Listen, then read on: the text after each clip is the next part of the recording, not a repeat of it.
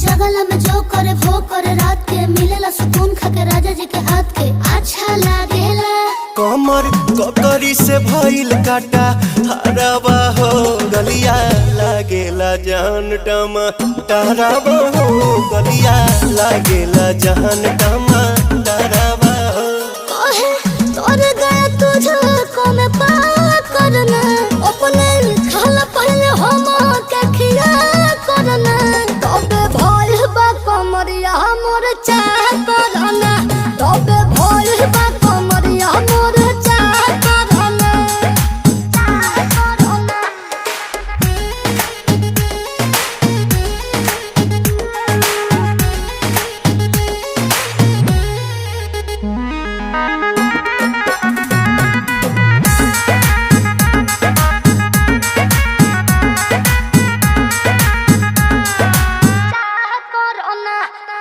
Prince Priyanshu के प्यार देखे धांसो हर घरे जरूरत रहेली मोर सासु।